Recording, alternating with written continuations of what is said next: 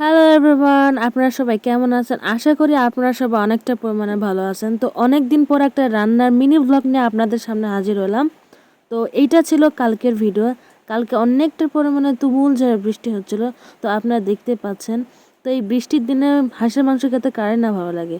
তো আমার দাদার ফেভারিট মাংস হচ্ছে হাঁসের মাংস। সে অনেকটা হাঁসের মাংস খাওয়ার ক্রেভিং হচ্ছিল, তাই সে আজকে রান্না করবে। ওই জন্য ভ্লগটা বানানো। তো এখানে দেখতে পাচ্ছ আমরা একটা হাঁস ধরে নিলাম।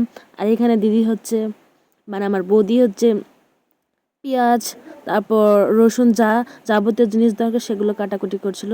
তারপর আমরা হাঁসটাকে পরিষ্কার করে তারপর কড়াইতে ভালো করে ভালোভাবে ধুয়ে টুয়ে তুলে দিয়ে তারপর যা কিছু দরকার সেখানে আমরা দেবো, যেমন একটু আলু, আমার একটু আলু পছন্দ লাগে। তারপর হচ্ছে দেবো একটু রসুন, তারপর পেঁয়াজ, তারপর যা যা দরকার আমার দাদা দিচ্ছিল, যেহেতু আজকে আমার দাদা রান্না করবে।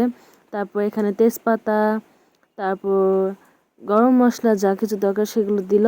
পর আমরা দেব একটু হলুদের গুঁড়ো এবং তারপর দেব ঝাল বাটা, অ্যান্ড দেন একটুখানি লবণ এবং একটু তেল। অ্যান্ড তারপর আমার দাদা এইটাকে মাখবে, মিক্সিং করে মাখিয়ে এখানে অনেকটা পরিমাণে জল দিয়ে রান্নাটা চুলায় তুলে দেওয়া যাবে সেদ্ধ করার জন্য। এবং আপনাদেরকে দেখায় মেন মানুষ যে এখানে রান্না করবে।